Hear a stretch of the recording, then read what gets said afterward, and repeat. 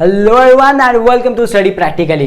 तो आज का टॉपिक है ऑप्शंस। ऑप्शंस में हम लोग आज बात करने जा रहे हैं ऑप्शंस क्या होता है, उसके टाइप जो कि हैं पुट ऑप्शंस और कॉल ऑप्शंस।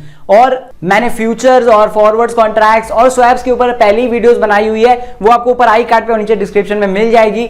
उन्हीं वीडियोस पे बहुत सारे लोगों के रिक्वेस्ट आ रहे थे कि सर ऑप्शंस के ऊपर भी एक अलग वीडियो होनी चाहिए, तो इसलिए मैं आज के वीडियो में वो ऑप्शंस पूरा समझाने जा रहा हूं जो कि आपको पढ़ने की जरूरत है। साथ में मैं इसको प्रैक्टिकल एग्जांपल्स के साथ भी रिलेट करूंगा ताकि आपको समझ में आ पाए ऑप्शंस कहां यूज भी होते हैं साथ में।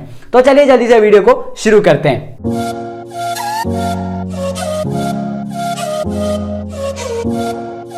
तो सबसे पहले समझते हैं ऑप्शंस होते क्या हैं। तो ऑप्शंस का डेफिनेशन अगर आप समझेंगे तो ऑप्शंस भी एक तरह से डेरिवेटिव है जो कि अपना वैल्यू दूसरे अंडरलाइंग एसेट से निकालता है। डेरिवेटिव्स के ऊपर भी पहले मैंने इससे वीडियो बनाई हुई है, ऊपर आई कार्ड पर, वो भी डिस्क्रिप्शन में मैं दे दूंगा, आप उसको जाकर के देख लीजिए ताकि आपको डेरिवेटिव का मतलब अच्छे से समझ में आ जाए। तो अब जैसे एग्जांपल के साथ मैं आपको इस लाइन का मतलब समझाता हूं कि मान के चलिए कि अगर रिलायंस का ऑप्शन है, क्योंकि ये ऑप्शंस फ्यूचर सारे आपको शेयर्स मार्केट में इन्वेस्टमेंट्स के साथ यूज होते हैं। तो अगर मान के चलते हैं कि रिलायंस का एक ऑप्शन है, तो रिलायंस के ऑप्शन को आप यूज कर सकते हैं। अब उस रिलायंस के ऑप्शन का प्राइस कैसे डिपेंड होगा, क्योंकि हर उस ऑप्शन का एक प्राइस होता है, चाहे वो पुट ऑप्शन हो या कॉल ऑप्शन हो, तो उसका एक प्राइस रहेगा। अब उस प्राइस का डिपेंड क्या किस पे चीज पे करेगा, तो वो करेगा कि उस एसेट का कितना वैल्यू है जिसका वो ऑप्शन है। यानी कि अगर वो रिलायंस का ऑप्शन है तो रिलायंस का भी कितना वैल्यू चल रहा है, उसके बेसिस पे कुछ परसेंटेज के बेसिस पर आपको वो ऑप्शन का प्राइस हो जाता है। तो ये लाइन का मतलब है कि options are derivatives that derives it value from the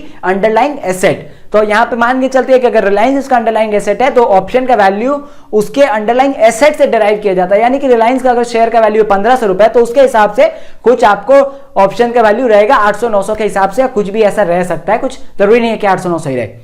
तो ये आपको हो जाता है ऑप्शंस। अब यहां से आगे बढ़ते हैं तो ऑप्शंस का और मीनिंग आपको समझ में आता है कि ऑप्शंस ऐसा इंस्ट्रूमेंट है, फाइनेंशियल इंस्ट्रूमेंट, जिसको यूज किया जाता है बायर और सेलर के द्वारा कि वो अपने उस राइट को यूज कर सके कभी भी बेचने पे और खरीदने पे अपने उस एसेट को। तो ये यहाँ पे ऑब्लिगेशन नहीं होता है, पहले ये याद रखिएगा। फ्यूचर्स में क्या होता था, हम लोगों ने पढ़ा है फ्यूचर कॉन्ट्रैक्ट्स में कि वो ऑब्लिगेटेड होता है, यानी कि ऑब्लाइज्ड होता है कि उसको वो बेचना ही बेचना है और जो खरीदने वाला उसको खरीदना ही खरीदना है। लेकिन ऑप्शंस ये ऑब्लिगेशन नहीं है, यहाँ पे बंदे का मर्जी है, अगर उसको खरीदना है तो खरीदेगा, बेचना है तो बेचेगा, जबरदस्ती नहीं होती है। तो यही आपको ऑप्शंस है। ऑप्शंस में क्या हो रहा है कि एक ऐसा कॉन्ट्रैक्ट है जिसमें कि बायर और सेलर अपने राइट्स को एक्सरसाइज करके खरीद या बेच सकते हैं, बट नॉट ऑन ऑब्लिगेशन। वो उनकी मर्जी अगर वो खरीदना या बेचना चाहे अपने उस एसेट को एक पर्टिकुलर प्राइस पे। तो ये एक्चुअली ऑप्शंस होता है। अब ऑप्शंस दो टाइप्स के होते हैं, जैसा मैंने आपको बताया कि खरीदना और बेचना है, बस वही उसके टाइप्स भी हैं। यानी कि कॉल ऑप्शन और पुट ऑप्शन में क्या होता है, कॉल ऑप्शन यानी कि आप कॉल करते हो। अब मतलब समझो, मैं आपको खाली याद रखने के लिए बता रहा हूं ऐसे हिंदी में आराम से, ताकि आपको याद रहे। कॉल ऑप्शन हो गया कि आप कॉल कर रहे हो किसी को। कॉल कब करोगे यार, जब उसको बुलाना चाहोगे। तो बुलाना मतलब क्या, आप उसको खरीदना चाह रहे हो, मतलब कि जब भी आप कोई शेयर को खरीदना चाहते हो तो आप कॉल ऑप्शन का ये इस्तेमाल करते हो। और पुट ऑप्शन यानी कि आप उसको बेचना चाह रहे हो, आप रख रहे हो कहीं पर, उसको पुट कर रहे हो कि अब वो बेचने के लिए आप उसको तैयार हो, तो ये पुट ऑप्शन होता है। कॉल ऑप्शन तब एक्सरसाइज किया जाता है जब आप कोई ऑप्शंस या शेयर्स को, एक्चुअली ऑप्शंस नहीं, शेयर्स को खरीदना चाह रहे हो कोई पर्टिकुलर प्राइस पे, तो ये कॉल ऑप्शन होता है। और पुट ऑप्शन यानी कि आप एक पर्टिकुलर प्राइस पे बेचना चाहते हो तो वो पुट ऑप्शन यूज किया जाता है। अब एक प्रैक्टिकल एग्जांपल लेते हैं जिससे कि आपको ये पूरा कॉन्सेप्ट अच्छे से समझ में आ जाए। तो अब मान के चलते हैं जैसे कि एक ऑप्शन, रिलायंस का शेयर का प्राइस जैसे मैंने आपको बताया 1500 रुपए, तो उसके ऑप्शंस का प्राइस हम लोग एग्जांपल में लेके चलते हैं कि 500 रुपए का है। तो अब यहां पर आपको एक पुट ऑप्शन और कॉल ऑप्शन में, दोनों में रिलायंस का ऑप्शन आपको मिलता है कि मान के चलते हैं कि कॉल ऑप्शन में जब आप उसको खरीदना चाह रहे हो तो हो सके कि आपको मिलेगा उसका ऑप्शन 2000 रुपए में, कि कॉल ऑप्शन आपको वहां पे अवेलेबल रहेगा 500 रुपए में। आप उस ऑप्शन को पहले खरीदते हो, कॉल ऑप्शन को 500 रुपए में, प्लस अब उसमें आपको ये मौका मिलता है कि आप 2000 रुपए में रिलायंस के शेयर को आगे आने वाले 6 महीने तक खरीद सकते हो। अब ये प्रैक्टिकल एग्जांपल नहीं है, ये खाली एक फैसिनेशन, एक तरह से कह लीजिए, कुछ भी इसमें वैल्यू हो सकता है, मैंने खाली एग्जांपल के लिए लिया है। तो मान के चलते हैं कि आपको कॉल ऑप्शन में ये मौका मिलता है कि आप 2000 रुपए में रिलायंस के शेयर को आगे आने वाले 6 महीने तक खरीद सकते हो। 6 महीने इज द लास्ट डेट, उसके आगे नहीं होगा वो एक्सटेंड, तो आपको 6 महीने तक वो कॉल ऑप्शन को यूटिलाइज कर लेना है। तो अब मान के चलते हैं रिलायंस का शेयर का दाम 1800 रह जाता है, तो क्या होगा, इन दैट केस आप तो वो खरीदोगे नहीं, क्योंकि 1800 में खरीदने का मतलब है 200 रुपए का लॉस। लेकिन अब यहां पे आप छोड़ोगे तो वो आपको 500 रुपए का वो ऑलरेडी लॉस है जिसमें कि आपने उस ऑप्शन को खरीदा था। अब यहाँ पे बायर्स एक्चुअली अपना दिमाग लगा के इसलिए इन्वेस्टमेंट करते समय बहुत सोचा समझा जाता है, ऐसे नहीं खरीद लिया जाता है। लेकिन यहाँ पे ऑप्शन चांसेस ये भी है कि ये जो 2000 लिखा हुआ है वहां पे आपको शेयर का दाम हो जाए 2500 या 3000, उस समय आपको फायदा ये रहेगा कि आप 2000 में ही उस शेयर को खरीदोगे और सीधा सीधा मान के चलो कि प्राइस आपको 3000 है मार्केट में, लेकिन आप उसको 2000 में खरीद करके आराम से उसी समय चाहो तो आप उसको 3000 में बेच करके 1000 रुपए का फायदा कर सकते हो। ये होता है एक्चुअली ऑप्शंस के फायदे। ऑप्शंस को इसलिए यूटिलाइज भी किया जाता है ताकि आप एक्चुअली इसको स्पेक्यूलेट करते हो कि आगे आने वाले रेट में इतना बढ़ेगा या घटेगा तो मैं इससे फायदा उठाऊंगा। ये एक्चुअली कॉल ऑप्शन होता है। और पुट ऑप्शन भी सेम हो गया। मान के चलते हैं कि आपको वही 1500 का शेयर है, 500 में उसका ऑप्शन आपको मिल रहा है पुट ऑप्शन, उसके तहत आपको ये मौका मिलता है कि आप उसे 2000 में बेच सको या 2500 में बेच सको। अब आपके पास ये फायदा है कि अगर उसका रेट 1600 या 1700 तक जाता ही जाता है तो आप उसको लेकर के बेच सकते हो 2500 में या 2000 में।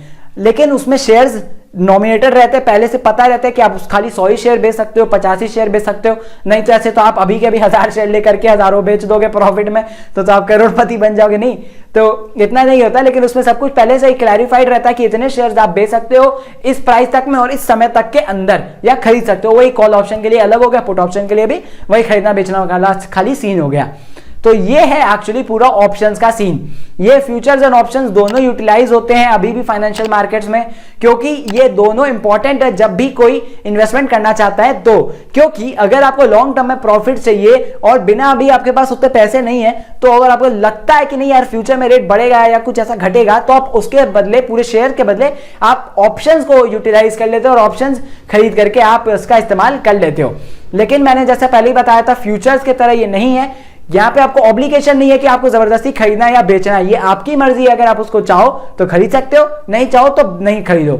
लेकिन खाली आपका रिस्क में क्या होता है, तो वो ऑप्शन का पैसा जो आपने ऑप्शन को खरीदने में लगाया, उस वैल्यू को आपको रिस्क पे डालना पड़ता है, क्योंकि अगर आपने वो यूटिलाइज नहीं किया तो वो पैसा आपका वेस्ट जाएगा। और अगर यूटिलाइज कर लिया प्रॉफिट में, आप प्रॉफिट में रहोगे, लॉस में रहे तो लॉस में रहोगे।